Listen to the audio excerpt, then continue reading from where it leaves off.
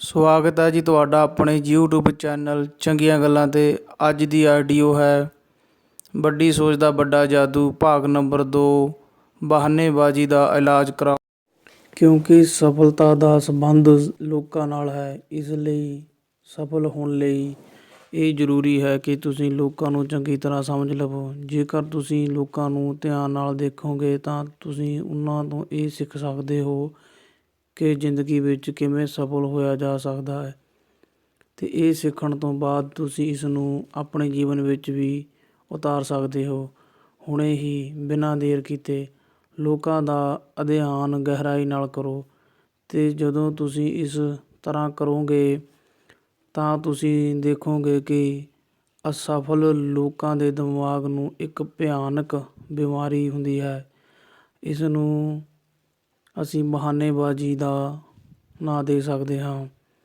ਹਰ ਅਸਫਲ ਵਿਅਕਤੀ ਵਿੱਚ ਇਹ ਬਿਮਾਰੀ ਬਹੁਤ ਵਿਕਸਤ ਅਵਸਥਾ ਵਿੱਚ ਪਾਈ ਜਾਂਦੀ ਹੈ, ਅਤੇ ਜ਼ਿਆਦਾਤਰ ਆਮ ਆਦਮੀਆਂ ਵਿੱਚ ਇਹ ਬਿਮਾਰੀ ਥੋੜ੍ਹੀ ਬਹੁਤੀ ਤਾਂ ਹੁੰਦੀ ਹੀ ਹੈ। ਤੁਸੀਂ ਪਾਵੋਗੇ ਕਿ ਬਹਾਨੇਬਾਜ਼ੀ ਦੀ ਬਿਮਾਰੀ ਸਫਲ ਅਤੇ ਅਸਫਲ ਲੋਕਾਂ ਦੇ ਵਿੱਚ ਸਭ ਤੋਂ ਵੱਧ ਅੰਤਰ ਨਾਲ ਹੁੰਦੀ ਹੈ। ਸਫਲਤਾ ਦੀ ਪੌੜੀ 'ਤੇ ਬਿਨਾਂ ਰੁਕੇ ਚੜ੍ਹਨ ਵਾਲਾ ਵਿਅਕਤੀ ਬਹਾਨੇਬਾਜ਼ੀ ਦਾ ਰੋਗੀ ਨਹੀਂ ਹੁੰਦਾ, ਜਦੋਂ ਕਿ ਅਸਫਲ ਦੀ ਢਲਾਨ 'ਤੇ ਲਗਾਤਾਰ ਫਿਸਲਣ ਵਾਲਾ ਬੰਦਾ ਬਹਾਨੇਬਾਜ਼ੀ ਤੋਂ ਗੰਭੀਰ ਰੂਪ ਨਾਲ ਪੀੜਤ ਹੁੰਦਾ ਹੈ। ਆਪਣੇ ਚੌਗਿਰਦੇ ਦੇ ਲੋਕਾਂ ਨੂੰ ਦੇਖਣ ਨਾਲ ਤੁਸੀਂ ਪਾਵੋਗੇ ਕਿ ਜਿਹੜਾ ਵਿਅਕਤੀ ਜਿੰਨਾ ਸਫਲ ਹੁੰਦਾ ਹੈ ਉਹ ਉਨੇ ਹੀ ਘੱਟ ਬਹਾਨੇ ਬਣਾਉਂਦਾ ਹੈ, ਪਰ ਜਿਹੜਾ ਬੰਦਾ ਕਿਤੇ ਨਹੀਂ ਪਹੁੰਚ ਪਾਉਂਦਾ ਅਤੇ ਉਸ ਕੋਲ ਕਿਤੇ ਪਹੁੰਚਣ ਦੀ ਕੋਈ ਯੋਜਨਾ ਵੀ ਨਹੀਂ ਹੁੰਦੀ, ਉਸਦੇ ਕੋਲ ਢੇਰ ਸਾਰੇ ਬਹਾਨੇ ਮੌਜੂਦ ਹੁੰਦੇ ਹਨ। ਅਸਫਲ ਲੋਕ ਤੁਰੰਤ ਹੀ ਦੱਸ ਦੇਣਗੇ ਕਿ ਉਹਨਾਂ ਨੇ ਫਲਾਣਾ ਕੰਮ ਕਿਉਂ ਨਹੀਂ ਕੀਤਾ ਜਾਂ ਉਹ ਕਿਉਂ ਨਹੀਂ ਕਰ ਸਕਦੇ, ਉਹ ਉਸ ਨੂੰ ਕਿਉਂ ਨਹੀਂ ਕਰ ਸਕਦੇ, ਜਾਂ ਇਹ ਕਹਿ ਉਹ ਅਸਫਲ ਕਿਉਂ ਹਨ। ਸਫਲ ਲੋਕਾਂ ਦੀ ਜ਼ਿੰਦਗੀ ਦਾ ਅਧਿਐਨ ਕਰੋਗੇ ਅਤੇ ਤੁਸੀਂ ਉਹਨਾਂ ਸਾਰਿਆਂ ਵਿੱਚ ਇੱਕ ਗੱਲ ਜ਼ਰੂਰੀ ਪਾਵੋਗੇ। ਅਸਫਲ ਲੋਕ ਜਿਹੜੇ ਬਹਾਨੇ ਬਣਾਉਂਦੇ ਹਨ, ਸਫਲ ਆਦਮੀ ਵੀ ਉਹੀ ਬਹਾਨੇ ਬਣਾ ਸਕਦੇ ਹਨ, ਪਰ ਉਹ ਨਹੀਂ ਬਣਾਉਂਦੇ। ਮੈਂ ਜਿੰਨੇ ਵੀ ਬੇਹੱਦ ਸਫਲ ਬਿਜ਼ਨਸਮੈਨਾਂ, ਮਿਲਟਰੀ ਅਫਸਰਾਂ, ਸੇਲਸਮੈਨਾਂ, ਪ੍ਰੋਫੈਸ਼ਨਲ ਵਿਅਕਤੀਆਂ ਜਾਂ ਕਿਸੇ ਵੀ ਖੇਤਰ ਦੇ ਮੋਹਰੀ ਲੋਕਾਂ ਨਾਲ ਮਿਲਿਆ ਹਾਂ ਜਾਂ ਜਿਨ੍ਹਾਂ ਬਾਰੇ ਮੈਂ ਸੁਣਿਆ ਹੈ, ਉਹਨਾਂ ਦੇ ਸਾਹਮਣੇ ਬਹਾਨਿਆਂ ਦੀ ਘਾਟ ਨਹੀਂ ਸੀ। ਉਹ ਵੀ ਬਹਾਨੇ ਬਣਾ ਸਕਦੇ ਸਨ, ਪਰ ਉਹਨਾਂ ਨੇ ਬਹਾਨੇ ਨਹੀਂ ਬਣਾਏ। ਕਿਸੇ ਵੀ ਬਿਮਾਰੀ ਦੀ ਤਰ੍ਹਾਂ ਬਹਾਨੇਬਾਜ਼ੀ ਦਾ ਜੇ ਵੇਲੇ ਸਿਰ ਇਲਾਜ ਨਾ ਕੀਤਾ ਜਾਵੇ ਤਾਂ ਹਾਲਾਤ ਹੋਰ ਵਿਗੜ ਸਕਦੇ ਹਨ। ਵਿਚਾਰਾਂ ਦੀ ਇਸ ਬਿਮਾਰੀ ਦੇ ਸ਼ਿਕਾਰ ਬੰਦੇ ਇਸ ਤਰ੍ਹਾਂ ਸੋਚਦੇ ਹਨ, ਮੇਰੀ ਹਾਲਾਤ ਉਨੀ ਚੰਗੀ ਨਹੀਂ ਹੈ ਜਿੰਨੇ ਚੰਗੀ ਹੋਣੀ ਚਾਹੀਦੀ ਸੀ। ਹੁਣ ਮੈਂ ਲੋਕਾਂ ਸਾਹਮਣੇ ਆਪਣੀ ਇੱਜ਼ਤ ਬਚਾਉਣ ਲਈ ਕਿਹੜਾ ਬਹਾਨਾ ਬਣਾ ਸਕਦਾ ਹਾਂ। ਬੁਰੀ ਸਿਹਤ, ਸਿੱਖਿਆ ਦੀ ਘਾਟ, ਜ਼ਿਆਦਾ ਜਾਂ ਘੱਟ ਉਮਰ, ਬਦਨਸੀਬੀ, ਨਿੱਜੀ ਪਰੇਸ਼ਾਨੀਆਂ, ਬੁਰੀ ਪਤਨੀ, ਮਾਂ ਪਿਓ ਵੱਲੋਂ ਗਲਤ ਪਾਲਣ ਪੋਸ਼ਣ। ਅਸਫਲਤਾ ਦੀ ਬਿਮਾਰੀ ਨਾਲ ਦੁਖੀ ਵਿਅਕਤੀ ਜਦ ਕਿਸੇ ਚੰਗੇ ਬਹਾਨੇ ਨੂੰ ਚੁਣ ਲੈਂਦਾ ਹੈ ਤਾਂ ਫਿਰ ਉਹ ਇਸ ਨੂੰ ਘੁੱਟ ਕੇ ਫੜ ਲੈਂਦਾ ਹੈ। ਫਿਰ ਉਹ ਇਸ ਬਹਾਨੇ ਦੇ ਸਹਾਰੇ ਲੋਕਾਂ ਨੂੰ ਅਤੇ ਆਪਣੇ ਆਪ ਨੂੰ ਇਹ ਸਮਝਾਉਂਦਾ ਹੈ ਕਿ ਉਹ ਜ਼ਿੰਦਗੀ ਵਿੱਚ ਅੱਗੇ ਕਿਉਂ ਨਹੀਂ ਵਧ ਪਾ ਰਿਹਾ। ਹਰ ਵਾਰ ਜਦੋਂ ਇਹ ਬਿਮਾਰੀ ਆਦਮੀ ਬਹਾਨਾ ਬਣਾਉਂਦਾ ਹੈ ਤਾਂ ਉਹ ਬਹਾਨਾ ਉਸਦੇ ਅਵਨਚੇਤਨ ਮਨ ਵਿੱਚ, ਦਿਮਾਗ ਵਿੱਚ ਡੂੰਘੇ ਉਤਰ ਜਾਂਦੇ ਹਨ। ਜਦੋਂ ਅਸੀਂ ਉਸ ਨੂੰ ਦੁਹਰਾਉਂਦੇ ਹਾਂ, ਖਾਦ ਪਾਉਂਦੇ ਹਾਂ ਤਾਂ ਵਿਚਾਰ, ਚਾਹੇ ਉਹ ਸਕਾਰਾਤਮਕ ਹੋਣ ਚਾਹੇ ਨਕਾਰਾਤਮਕ, ਜ਼ਿਆਦਾ ਫੁਰਤੀ ਨਾਲ ਵਧਣ ਫੁੱਲਣ ਲੱਗ ਪੈਂਦੇ ਹਨ। ਸ਼ੁਰੂਆਤ ਵਿੱਚ ਤਾਂ ਬਹਾਨੇਬਾਜ਼ੀ ਦਾ ਰੋਗੀ ਜਾਣਦਾ ਹੈ ਕਿ ਉਸਦਾ ਬਹਾਨਾ ਤਕਰੀਬਨ ਝੂਠਾ ਹੀ ਹੈ, ਪਰ ਉਹ ਜਿੰਨੀ ਜ਼ਿਆਦਾ ਵਾਰ ਆਪਣੇ ਬਹਾਨੇ ਨੂੰ ਦੁਹਰਾਉਂਦਾ ਹੈ, ਓਨਾ ਹੀ ਉਸਨੂੰ ਲੱਗਣ ਲੱਗ ਪੈਂਦਾ ਹੈ ਕਿ ਇਹ ਸੱਚ ਹੈ ਅਤੇ ਇਹੀ ਉਸਦੀ ਅਸਫਲਤਾ ਦਾ ਅਸਲ ਕਾਰਨ ਹੈ। ਸਫਲਤਾ ਦੇ ਰਾਹ ਵਿੱਚ ਆਪਣੇ ਚਿੰਤਨ ਦੀ ਨੂੰ ਠੀਕ ਦਿਸ਼ਾ ਵੱਲ ਲੈ ਜਾਣ ਲਈ ਸਭ ਤੋਂ ਪਹਿਲਾਂ ਤਾਂ ਤੁਹਾਨੂੰ ਇਹ ਕਦਮ ਚੁੱਕਣਾ ਪਵੇਗਾ ਕਿ ਤੁਸੀਂ ਬਹਾਨੇਬਾਜ਼ੀ ਤੋਂ ਬਚਾਓ ਲਈ ਵੈਕਸੀਨ ਲਓ। ਇਹ ਇਸ ਲਈ ਜ਼ਰੂਰੀ ਹੈ ਕਿਉਂਕਿ ਬਹਾਨੇਬਾਜ਼ੀ ਇੱਕ ਇਹੋ ਜਿਹੀ ਬਿਮਾਰੀ ਹੈ ਜੋ ਇਨਸਾਨ ਨੂੰ ਜ਼ਿੰਦਗੀ ਭਰ ਸਫਲ ਨਹੀਂ ਹੋਣ ਦਿੰਦੀ। ਬਹਾਨੇਬਾਜ਼ੀ ਦੀ ਬਿਮਾਰੀ ਕਈ ਪ੍ਰਕਾਰ ਦੀ ਹੁੰਦੀ ਹੈ, ਪਰ ਮੋਟੇ ਤੌਰ 'ਤੇ ਇਹ 4 ਪ੍ਰਕਾਰ ਦੀ ਹੁੰਦੀ ਹੈ: ਸਿਹਤ ਦੀ ਬਹਾਨੇਬਾਜ਼ੀ, ਬੁੱਧੀ ਦੀ ਬਹਾਨੇਬਾਜ਼ੀ, ਉਮਰ ਦੀ ਬਹਾਨੇਬਾਜ਼ੀ ਅਤੇ ਕਿਸਮਤ ਦੀ ਬਹਾਨੇਬਾਜ਼ੀ। ਆਓ ਅਸੀਂ ਦੇਖੀਏ ਕਿ ਇਹਨਾਂ ਸਾਰਿਆਂ ਤੋਂ ਆਪਣੇ ਮੈਂ ਕੀ ਕਰਾਂ, ਮੇਰੀ ਸਿਹਤ ਹੀ ਠੀਕ ਨਹੀਂ ਰਹਿੰਦੀ। ਇਹ ਸਿਹਤ ਦੀ ਬਹਾਨੇਬਾਜ਼ੀ ਹੈ, ਪਰ ਸਿਹਤ ਦੀ ਬਹਾਨੇਬਾਜ਼ੀ ਵੀ ਕਈ ਤਰ੍ਹਾਂ ਦੀ ਹੁੰਦੀ ਹੈ। ਕਈ ਲੋਕਾਂ ਬਿਨਾਂ ਕਿਸੇ ਬਿਮਾਰੀ ਦਾ ਜ਼ਿਕਰ ਕੀਤੇ ਇਸ ਤਰ੍ਹਾਂ ਹੀ ਕਹਿੰਦੇ ਹਨ, ਮੇਰੀ ਤਬੀਅਤ ਠੀਕ ਨਹੀਂ ਲੱਗ ਰਹੀ, ਜਦੋਂ ਕਿ ਕਈ ਲੋਕ ਆਪਣੀ ਬਿਮਾਰੀ ਦਾ ਨਾਂ ਜ਼ੋਰ ਲਾ ਕੇ ਕਹਿੰਦੇ ਹਨ ਤੇ ਫਿਰ ਵੀ ਵਿਸਥਾਰ ਨਾਲ ਤੁਹਾਨੂੰ ਦੱਸਣਗੇ ਕਿ ਉਹਨਾਂ ਨਾਲ ਕੀ ਗੜਬੜ ਹੈ। ਬੁਰੀ ਸਿਹਤ ਨੂੰ ਲੈ ਕੇ ਹਜ਼ਾਰ ਬਹਾਨੇ ਬਣਾਏ ਜਾ ਸਕਦੇ ਹਨ ਤੇ ਉਹਨਾਂ ਨਾਲ ਇਹ ਸਿੱਧ ਵੀ ਕੀਤਾ ਜਾ ਸਕਦਾ ਹੈ ਕਿ ਆਪਣੀ ਬਿਮਾਰੀ ਦੇ ਕਾਰਨ ਹੀ ਉਹ ਬੰਦਾ ਉਹ ਨਹੀਂ ਕਰ ਪਾ ਰਿਹਾ ਜਿਸ ਨੂੰ ਉਹ ਕਰਨਾ ਚਾਹੁੰਦਾ ਹੈ। ਆਪਣੀ ਬਿਮਾਰੀ ਦੇ ਕਾਰਨ ਹੀ ਉਹ ਵੱਡੀਆਂ ਜ਼ਿੰਮੇਵਾਰੀਆਂ ਦਾ ਬੋਝ ਨਹੀਂ ਲੈ ਚੁੱਕ ਪਾ ਰਿਹਾ। ਇਸੇ ਕਾਰਨ ਉਹ ਜ਼ਿਆਦਾ ਪੈਸੇ ਨਹੀਂ ਕਮਾ ਪਾ ਰਿਹਾ। ਇਸੇ ਕਾਰਨ ਉਹ ਸਫਲ ਵੀ ਨਹੀਂ ਹੋ ਪਾ ਰਿਹਾ। ਲੱਖਾਂ ਕਰੋੜਾਂ ਲੋਕਾਂ ਦੇ ਬਹਾਨੇਬਾਜ਼ੀ ਤੋਂ ਦੁਖੀ ਰਹਿੰਦੇ ਹਨ, ਪਰ ਕੀ ਜ਼ਿਆਦਾਤਰ ਮਾਮਲਿਆਂ ਵਿੱਚ ਇਹ ਸਿਰਫ ਬਹਾਨਾ ਨਹੀਂ ਹੁੰਦਾ। ਜ਼ਰਾ ਇੱਕ ਪਲ ਲਈ ਸੋਚੋ ਕਿ ਬੇਹੱਦ ਸਫਲ ਬੰਦੇ ਵੀ ਆਪਣੀ ਸਿਹਤ ਦਾ ਰੋਣਾ ਰੋ ਸਕਦੇ ਹਨ, ਪਰ ਉਹਨਾਂ ਨੇ ਇਸ ਤਰ੍ਹਾਂ ਕੀਤਾ ਕਦੇ ਵੀ ਨਹੀਂ। ਤੁਸੀਂ ਵੀ ਇਹੋ ਜਿਹੇ ਕਈ ਸਫਲ ਲੋਕਾਂ ਨੂੰ ਜਾਣਦੇ ਹੋਵੋਗੇ। ਉਹਨਾਂ ਦੇ ਸਾਰੇ ਸੋਚਾਂ ਕਿ ਆਪਣੀ ਖਰਾਬ ਸਿਹਤ ਦਾ ਬਹਾਨਾ ਕਿਉਂ ਨਹੀਂ ਬਣਾਉਂਦੇ। ਤੁਸੀਂ ਜ਼ਰੂਰ ਇਸ ਨਤੀਜੇ 'ਤੇ ਪੁੱਜ ਜਾਵੋਗੇ ਕਿ ਸਫਲ ਲੋਕ ਕੇਵਲ ਇਸ ਲਈ ਇਹ ਬਹਾਨਾ ਨਹੀਂ ਬਣਾਉਂਦੇ ਕਿਉਂਕਿ ਜਿਹੜਾ ਬਹਾਨਾ ਬਣਾਉਂਦਾ ਹੈ ਉਹ ਕਦੇ ਵੀ ਸਫਲ ਨਹੀਂ ਹੋ ਸਕਦਾ। ਆਪਣੀ ਸਿਹਤ ਬਾਰੇ ਗੱਲਾਂ ਨਾ ਕਰੋ। ਤੁਸੀਂ ਕਿਸੇ ਬਿਮਾਰੀ ਬਾਰੇ ਜਿੰਨੀਆਂ ਜ਼ਿਆਦਾ ਗੱਲਾਂ ਕਰੋਗੇ, ਚਾਹੇ ਉਹ ਆਮ ਜਿਹੀ ਸਰਦੀ ਕਿਉਂ ਨਾ ਹੋਵੇ, ਉਹ ਬਿਮਾਰੀ ਉਨੀ ਹੀ ਵੱਧਦੀ ਜਾਵੇਗੀ। ਬੁਰੀ ਸਿਹਤ ਬਾਰੇ ਗੱਲ ਕਰਨਾ ਕੰਡਿਆਂ ਨੂੰ ਖਾਦ ਦੇਣ ਵਾਂਗ ਹੈ। ਇਸ ਤੋਂ ਇਲਾਵਾ ਆਪਣੀ ਸਿਹਤ ਬਾਰੇ ਗੱਲਾਂ ਕਰਦੇ ਰਹਿਣਾ ਇੱਕ ਬੁਰੀ ਆਦਤ ਹੈ। ਇਸ ਨਾਲ ਲੋਕ ਬੋਰ ਹੋ ਜਾਂਦੇ ਹਨ ਅਤੇ ਤੁਹਾਨੂੰ ਬੁੱਢਿਆਂ ਵਾਂਗ ਗੱਲਾਂ ਕਰਨ ਵਾਲੇ ਸਮਝਣ ਲੱਗ ਪੈਂਦੇ ਹਨ। ਸਫਲਤਾ ਦੀ ਚਾਹ ਰੱਖਣ ਵਾਲਾ ਬੰਦਾ ਆਪਣੀ ਖਰਾਬ ਸਿਹਤ ਬਾਰੇ ਚਿੰਤਾ ਨਹੀਂ ਕਰਦਾ। ਆਪਣੀ ਬਿਮਾਰੀ ਦਾ ਰੋਣਾ ਰੋ ਕੇ ਤੁਹਾਨੂੰ ਥੋੜ੍ਹੀ ਹਮਦਰਦੀ ਤਾਂ ਮਿਲ ਸਕਦੀ ਹੈ, ਪਰ ਜਿਹੜਾ ਆਦਮੀ ਸਦਾ ਸ਼ਿਕਾਇਤ ਕਰਦਾ ਰਹਿੰਦਾ ਹੈ, ਉਸਨੂੰ ਕਦੇ ਵੀ ਕਿਸੇ ਤੋਂ ਸਨਮਾਨ, ਆਦਰ ਜਾਂ ਵਫ਼ਾਦਾਰੀ ਨਹੀਂ ਮਿਲ ਸਕਦੀ। ਤੁਹਾਡੀ ਸਿਹਤ ਜਿਸ ਤਰ੍ਹਾਂ ਦੀ ਵੀ ਹੋਵੇ, ਤੁਹਾਨੂੰ ਉਸ ਲਈ ਸ਼ੁਕਰਗੁਜ਼ਾਰ ਹੋਣਾ ਚਾਹੀਦਾ ਹੈ। ਇੱਕ ਪੁਰਾਣਾ ਅਖਾਣ ਹੈ, ਮੈਂ ਆਪਣੇ ਫਟੇ ਹੋਏ ਬੂਟਾਂ ਨੂੰ ਲੈ ਕੇ ਦੁਖੀ ਹੋ ਰਿਹਾ ਸੀ, ਪਰ ਜਦੋਂ ਮੈਂ ਬਿਨਾਂ ਪੈਰਾਂ ਵਾਲੇ ਆਦਮੀ ਨੂੰ ਵੇਖਿਆ ਤਾਂ ਮੈਨੂੰ ਉੱਪਰ ਵਾਲੇ ਨਾਲ ਕੋਈ ਸ਼ਿਕਾਇਤ ਨਹੀਂ ਰਹੀ।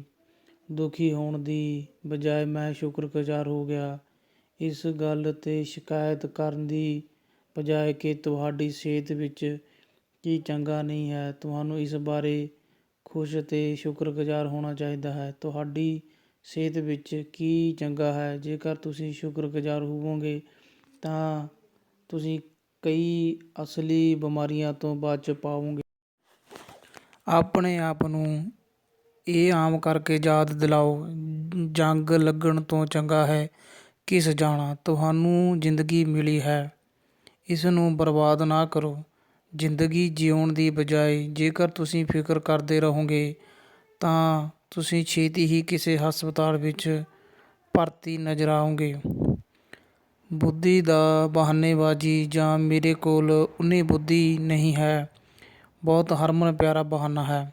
ਅਸਲ ਵਿੱਚ ਇਹ ਆਮ ਹੈ ਕਿ ਇਹ ਸਾਡੇ ਆਲੇ ਦੁਆਲੇ ਦੇ ਤਕਰੀਬਨ 95% ਲੋਕਾਂ ਵਿੱਚ ਕਿਸੇ ਨਾ ਕਿਸੇ ਰੂਪ ਅੰਦਰ ਮੌਜੂਦ ਰਹਿੰਦਾ ਹੈ। ਬਹਾਨੇਬਾਜ਼ੀ ਦੇ ਬਾਕੀ ਰੂਪਾਂ ਵਿੱਚ ਤਾਂ ਬੰਦਾ ਵੱਧ ਚੜ੍ਹ ਕੇ ਗੱਲਾਂ ਕਰਦਾ ਹੈ, ਪਰ ਇਸ ਕਿਸਮ ਦੀ ਬਹਾਨੇਬਾਜ਼ੀ ਮਤਲਬ ਬੁੱਧੀ ਦੀ ਬਹਾਨੇਬਾਜ਼ੀ ਵਿੱਚ ਬੰਦਾ ਚੁੱਪਚਾਪ ਦੁਖੀ ਹੁੰਦਾ ਰਹਿੰਦਾ ਹੈ।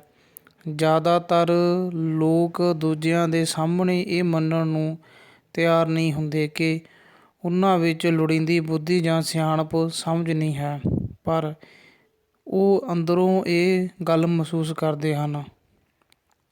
ਜਦ ਬੁੱਧੀ ਦੀ ਗੱਲ ਆਉਂਦੀ ਹੈ ਤਾਂ ਸਾਡੇ ਵਿੱਚੋਂ ਜ਼ਿਆਦਾਤਰ ਲੋਕ ਦੋ ਤਰ੍ਹਾਂ ਦੀਆਂ ਬੁਨਿਆਦੀ ਗੱਲਾਂ ਕਰਦੇ ਹਨ। ਅਸੀਂ ਆਪਣੀ ਬੁੱਧੀ ਨੂੰ ਘੱਟ ਕਰਕੇ ਮਾਪਦੇ ਹਾਂ ਅਤੇ ਅਸੀਂ ਦੂਜੇ ਆਦਮੀ ਦੀ ਬੁੱਧੀ ਨੂੰ ਜ਼ਿਆਦਾ ਮਾਪਦੇ ਹਾਂ। ਕਿਸੇ ਕੰਮ ਨੂੰ ਵਿੱਚ ਉਦੋਂ ਤੱਕ ਜੁਟੇ ਰਹੋ ਜਦੋਂ ਤੱਕ ਉਹ ਪੂਰਾ ਨਾ ਹੋ ਜਾਵੇ।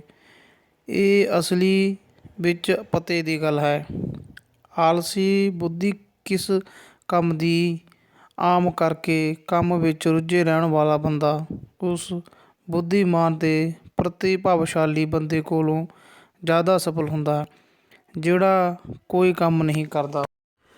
ਗਿਆਨ ਹੀ ਸ਼ਕਤੀ ਹੈ ਜੇਕਰ ਤੁਸੀਂ ਇਸ ਦਾ ਰਚਨਾਤਮਕ ਪ੍ਰਯੋਗ ਕਰੋ। ਬੁੱਧੀ ਤੇ ਬਹਾਨੇਬਾਜ਼ੀ ਨਾਲ ਜੁੜੀ ਇੱਕ ਗਲਤ ਧਾਰਨਾ ਹੈ ਕਿ ਗਿਆਨ ਹੀ ਸ਼ਕਤੀ ਹੈ, ਪਰ ਇਹ ਗੱਲ ਪੂਰੀ ਤਰ੍ਹਾਂ ਠੀਕ ਨਹੀਂ ਹੈ। ਇਹ ਕੇਵਲ ਅੱਧੀ ਠੀਕ ਹੈ। ਗਿਆਨ ਕੇਵਲ ਸੰਭਾਵਿਤ ਸ਼ਕਤੀ ਹੈ। ਗਿਆਨ ਸ਼ਕਤੀ ਤਦੋਂ ਬਣਦਾ ਹੈ ਜਦੋਂ ਇਸ ਦਾ ਇਸਤੇਮਾਲ ਕੀਤਾ ਜਾਂਦਾ ਹੈ, ਤੇ ਕੇਵਲ ਤਦ ਹੀ ਜਦ ਇਸ ਦਾ ਇਸਤੇਮਾਲ ਸਕਾਰਾਤਮਕ ਜਾਂ ਰਚਨਾਤਮਕ ਹੋਵੇ। ਇੱਕ ਵਾਰ ਮਹਾਨ ਵਿਗਿਆਨਕ ਆਈਨਸਟਾਈਨ ਤੋਂ ਕਿਸੇ ਨੇ ਪੁੱਛਿਆ ਕਿ 1 ਮੀਲ ਵਿੱਚ ਕਿੰਨੇ ਫੁੱਟ ਹੁੰਦੇ ਹਨ। ਆਈਨਸਟਾਈਨ ਨੇ ਜਵਾਬ ਦਿੱਤਾ, ਮੈਨੂੰ ਨਹੀਂ ਪਤਾ। ਮੈਂ ਆਪਣੇ ਦਿਮਾਗ ਵਿੱਚ ਇਹੋ ਜਿਹੀ ਜਾਣਕਾਰੀ ਕਿਉਂ ਭਰਾਂ ਜਿਹੜੀ ਮੈਂ ਕਿਸੇ ਕਿਤਾਬ ਤੋਂ 2 ਮਿੰਟਾਂ ਵਿੱਚ ਹਾਸਲ ਕਰ ਸਕਦਾ ਹਾਂ। ਆਈਨਸਟਾਈਨ ਨੇ ਸਾਨੂੰ ਇੱਕ ਵੱਡਾ ਸਬਕ ਸਿਖਾਇਆ ਹੈ। ਉਹਨਾਂ ਦਾ ਮੰਨਣਾ ਸੀ ਕਿ ਮੈਨੂੰ ਆਪਣੇ ਦਿਮਾਗ ਨੂੰ ਤੱਥਾਂ ਜਾਂ ਜਾਣਕਾਰੀ ਦਾ ਗੋਦਾਮ ਬਣਾਉਣ ਤੋਂ ਬਚਣਾ ਚਾਹੀਦਾ ਹੈ, ਤੇ ਇਸ ਦੀ ਬਜਾਏ ਇਹ ਜ਼ਿਆਦਾ ਮਹੱਤਵਪੂਰਨ ਹੋਵੇਗਾ ਕਿ ਅਸੀਂ ਆਪਣੇ ਦਿਮਾਗ ਤੋਂ ਸਹੀ ਢੰਗ ਨਾਲ ਸੋਚੀਏ। ਇੱਕ ਵਾਰ ਹੈਨਰੀ ਫੋਰਡ ਦਾ ਸ਼ਿਕਾਗੋ ਟ੍ਰਿਬਿਊਨ 'ਤੇ ਮਾਣਹਾਨੀ ਦਾ ਮੁਕੱਦਮਾ ਠੋਕ ਦਿੱਤਾ। ਕਾਰਨ ਇਹ ਸੀ ਕਿ ਉਸ ਅਖ਼ਬਾਰ ਨੇ ਫੋਰਡ ਨੂੰ ਅਗਿਆਨੀ ਕਹਿ ਦਿੱਤਾ ਸੀ। ਫੋਰਡ ਨੇ ਉਹਨਾਂ ਨੂੰ ਇਹ ਸਿੱਧ ਕਰਨ ਲਈ ਕਿਹਾ। ਦ ਟ੍ਰਿਬਿਊਨ ਨੇ ਫੋਰਡ ਤੋਂ ਦਰਜਨਾਂ ਸਵਾਲ ਪੁੱਛੇ। ਫੋਰਡ ਜ਼ਿਆਦਾਤਰ ਸਵਾਲਾਂ ਦੇ ਜਵਾਬ ਨਹੀਂ ਦੇ ਪਾਏ ਕਿਉਂਕਿ ਉਹਨਾਂ ਦੀ ਫਾਰਮਲ ਸਿੱਖਿਆ ਘੱਟ ਹੋਈ ਸੀ। ਆਖ਼ਰਕਾਰ ਫੋਰਡ ਕਾਫ਼ੀ ਪਰੇਸ਼ਾਨ ਹੋ ਕੇ ਗੁੱਸੇ ਵਿੱਚ ਬੋਲੇ, ਮੈਂ ਇਹਨਾਂ ਸਵਾਲਾਂ ਦੇ ਜਵਾਬ ਨਹੀਂ ਜਾਣਦਾ, ਪਰ ਮੈਂ 5 ਮਿੰਟਾਂ ਵਿੱਚ ਇਹੋ ਜਿਹੇ ਆਦਮੀ ਨੂੰ ਲੱਭ ਸਕਦਾ ਹਾਂ ਜਿਹੜਾ ਇਹਨਾਂ ਸਾਰੇ ਸਵਾਲਾਂ ਦੇ ਜਵਾਬ ਜਾਣਦਾ ਹੋਵੇ।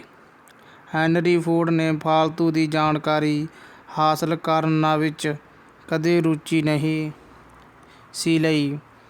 ਉਹਨਾਂ ਨੂੰ ਇਹ ਗੱਲ ਪਤਾ ਸੀ ਜਿਹੜਾ ਹਰ ਸਫਲ ਐਗਜ਼ੀਕਿਊਟਿਵ ਜਾਣਦਾ ਹੈ, ਦਿਮਾਗ ਨੂੰ ਤੱਥਾਂ ਦਾ ਗੈਰਾਜ ਨਾ ਬਣਾਓ।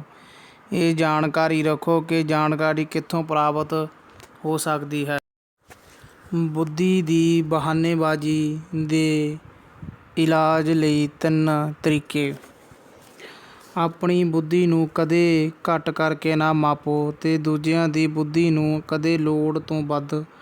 ਆਪਣੀਆਂ ਸੇਵਾਵਾਂ ਨੂੰ ਸਸਤੇ ਵਿੱਚ ਨਾ ਵੇਚੋ। ਆਪਣੇ ਵਧੀਆ ਨੁਕਤਿਆਂ ਨੂੰ ਧਿਆਨ ਕੇਂਦਰਿਤ ਕਰੋ ਆਪਣੇ ਗੁਣਾਂ ਨੂੰ ਖੋਜੋ। ਯਾਦ ਰੱਖੋ, ਮਹੱਤਵ ਇਸ ਗੱਲ ਦਾ ਨਹੀਂ ਹੈ ਕਿ ਤੁਹਾਡੇ ਵਿੱਚ ਕਿੰਨੀ ਬੁੱਧੀ ਹੈ, ਬਲਕਿ ਮਹੱਤਵ ਤਾਂ ਇਸ ਗੱਲ ਦਾ ਹੈ ਕਿ ਤੁਸੀਂ ਆਪਣੇ ਦਿਮਾਗ ਦਾ ਕਿਸ ਤਰ੍ਹਾਂ ਇਸਤੇਮਾਲ ਕਰਦੇ ਹੋ। ਇਸ ਗੱਲ 'ਤੇ ਸਿਰ ਨਾ ਖਪਾਓ ਕਿ ਤੁਹਾਡਾ IQ ਘੱਟ ਹੈ, ਬਲਕਿ ਆਪਣੇ ਸੋਚਣ ਦੀ ਸ਼ਕਤੀ ਨੂੰ ਸਕਾਰਾਤਮਕ ਕਰੋ। ਆਪਣੇ ਆਪ ਨੂੰ ਵਾਰ-ਵਾਰ ਯਾਦ ਦਿਲਾਓ, ਮੇਰੀ ਬੁੱਧੀ ਤੋਂ ਜ਼ਿਆਦਾ ਮਹੱਤਵਪੂਰਨ ਹੈ ਮੇਰਾ ਨਜ਼ਰੀਆ। ਨੌਕਰੀ ਅਤੇ ਘਰ ਵਿੱਚ ਸਕਾਰਾਤਮਕ ਨਜ਼ਰੀਏ ਦਾ ਅਭਿਆਸ ਕਰੋ। ਕੰਮ ਟਾਲਣ ਦੇ ਤਰੀਕੇ ਲੱਭਣ ਦੀ ਬਜਾਏ ਕੰਮ ਕਰਨ ਦਾ ਢੰਗ ਖੋਜੋ। ਆਪਣੇ ਆਪ ਵਿੱਚ ਮੈਂ ਜਿੱਤ ਰਿਹਾ ਹਾਂ ਦਾ ਰਵੱਈਆ ਵਿਕਸਤ ਕਰੋ। ਆਪਣੀ ਬੁੱਧੀ ਦਾ ਰਚਨਾਤਮਕ ਅਤੇ ਸਕਾਰਾਤਮਕ ਇਸਤੇਮਾਲ ਕਰੋ। ਆਪਣੀ ਬੁੱਧੀ ਦਾ ਇਸਤੇਮਾਲ ਇਸ ਤਰ੍ਹਾਂ ਕਰੋ ਕਿ ਤੁਸੀਂ ਜਿੱਤ ਜਾਓ। ਆਪਣੀ ਬੁੱਧੀ ਦੀ ਦੁਰਵਰਤੋਂ ਆਪਣੀ ਅਸਫਲਤਾ ਦੇ ਚੰਗੇ ਬਹਾਨੇ ਲੱਭਣ ਵਿੱਚ ਨਾ ਕਰੋ। ਯਾਦ ਰੱਖੋ ਕਿ ਤੱਥਾਂ ਨੂੰ ਰੱਟਣ ਤੋਂ ਜ਼ਿਆਦਾ ਮਹੱਤਵਪੂਰਨ ਅਤੇ ਅਮੁੱਲ ਹੈ ਸੋਚਣ ਦੀ ਯੋਗਤਾ। ਆਪਣੇ ਦਿਮਾਗ ਨੂੰ ਰਚਨਾਤਮਕ ਬਣਾਉਣ ਅਤੇ ਨਵੇਂ-ਨਵੇਂ ਵਿਚਾਰ ਆਉਣ ਦਿਓ। ਕੰਮ ਕਰਨ ਦੇ ਨਵੇਂ ਅਤੇ ਬਿਹਤਰ ਢੰਗ ਲੱਭਦੇ ਰਹੋ। ਆਪਣੇ ਆਪ ਨੂੰ ਪੁੱਛੋ ਕਿ ਮੈਂ ਆਪਣੀ ਵਿਚਾਰ ਸ਼ਕਤੀ ਸਮਰੱਥਾ ਦਾ ਇਸਤੇਮਾਲ ਇਤਿਹਾਸ ਰਚਣ ਵਿੱਚ ਕਰ ਰਿਹਾ ਹਾਂ ਜਾਂ ਇਤਿਹਾਸ ਨੂੰ ਰਟਣ ਵਿੱਚ ਕਰ ਰਿਹਾ ਹਾਂ। ਉਮਰ ਦੀ ਬਹਾਨੇਬਾਜ਼ੀ ਦੇ ਇਲਾਜ ਹਨ।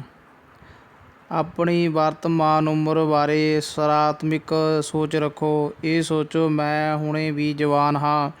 ਇਹ ਨਾ ਸੋਚੋ, ਮੈਂ ਹੁਣ ਬੁੱਢਾ ਹੋ ਚੁੱਕਿਆ ਹਾਂ। ਨਵੇਂ ਨਿਸ਼ਾਨਿਆਂ ਨੂੰ ਹਾਸਲ ਕਰਨ ਦੀ ਕੋਸ਼ਿਸ਼ ਕਰਦੇ ਰਹੋ। ਇਸ ਤਰ੍ਹਾਂ ਕਰੋਗੇ ਤਾਂ ਤੁਹਾਡੇ ਵਿੱਚ ਦਿਮਾਗੀ ਉਤਸ਼ਾਹ ਆ ਜਾਵੇਗਾ ਅਤੇ ਤੁਸੀਂ ਜ਼ਿਆਦਾ ਜਵਾਨ ਵੀ ਦਿਖਣ ਲੱਗ ਜਾਵੋਗੇ। ਹਿਸਾਬ ਲਾਓ ਕਿ ਤੁਹਾਡੇ ਕੋਲ ਕਿੰਨਾ ਰਚਨਾਤਮਕ ਸਮਾਂ ਬਚਿਆ ਹੈ। ਯਾਦ ਰੱਖੋ, 30 ਸਾਲ ਦੇ ਆਦਮੀ ਕੋਲ ਆਪਣੇ ਜੀਵਨ ਦਾ 80% ਰਚਨਾਤਮਕ ਸਮਾਂ ਬਾਕੀ ਹੈ ਅਤੇ 50 ਸਾਲਾ ਬੰਦੇ ਕੋਲ ਹੁਣ ਵੀ 40% ਸਮਾਂ। ਸ਼ਾਇਦ ਸਭ ਤੋਂ ਵਧੀਆ ਸਮਾਂ ਤਾਂ ਹੁਣੇ ਆਉਣਾ ਬਾਕੀ ਹੈ। ਜ਼ਿਆਦਾਤਰ ਲੋਕ ਜਿੰਨਾ ਸੋਚਦੇ ਹਨ, ਜ਼ਿੰਦਗੀ ਦਰਅਸਲ ਓਨੀ ਹੀ ਲੰਬੀ ਹੁੰਦੀ ਹੈ। ਭਵਿੱਖ ਵਿੱਚ ਉਹ ਕੰਮ ਕਰੋ ਜਿਹੜਾ ਤੁਸੀਂ ਸੱਚਮੁੱਚ ਕਰਨਾ ਚਾਹੁੰਦੇ ਹੋ। ਜਦ ਤੁਸੀਂ ਆਪਣੇ ਦਿਮਾਗ ਨੂੰ ਨਕਾਰਾਤਮਕ ਕਰ ਲੈਂਦੇ ਹੋ ਅਤੇ ਸੋਚਦੇ ਹੋ ਕਿ ਹੁਣ ਤਾਂ ਸਮਾਂ ਨਿਕਲ ਚੁੱਕਿਆ ਹੈ, ਤਦ ਤੁਹਾਡੇ ਹੱਥੋਂ ਸਮਾਂ ਸੱਚਮੁੱਚ ਨਿਕਲ ਜਾਂਦਾ ਹੈ। ਇਹ ਸੋਚਣਾ ਛੱਡ ਦਿਓ, ਮੈਂ ਇਹ ਕੰਮ ਸਾਲਾਂ ਪਹਿਲਾਂ ਸ਼ੁਰੂ ਕਰ ਦੇਣਾ ਚਾਹੁੰਦਾ ਸੀ। ਇਹ ਅਸਫਲਤਾ ਦੀ ਸੋਚ ਹੈ। ਇਸ ਦੇ ਬਜਾਏ ਇਹ ਸੋਚੋ, ਮੈਂ ਹੁਣ ਸ਼ੁਰੂ ਕਰਨ ਜਾ ਰਿਹਾ ਹਾਂ, ਮੇਰੇ ਸਰਵਸ਼੍ਰੇਸ਼ਠ ਸਾਲ ਅਜੇ ਬਾਕੀ ਹਨ।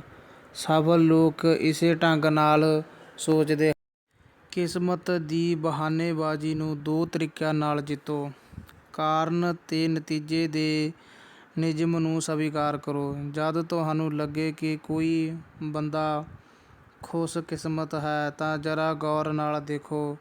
ਤਦ ਤੁਹਾਨੂੰ ਇਹ ਦਿਖੇਗਾ ਕਿ ਜਿਸ ਨੂੰ ਤੁਸੀਂ ਪਹਿਲੀ ਨਜ਼ਰ ਵਿੱਚ ਚੰਗੀ ਕਿਸਮਤ ਸਮਝਦੇ ਸੀ, ਦਰਅਸਲ ਉਹ ਤਿਆਰੀ, ਯੋਜਨਾ ਅਤੇ ਸਫਲਤਾ ਦੇ ਨਜ਼ਰੀਏ ਦਾ ਨਤੀਜਾ ਹੈ।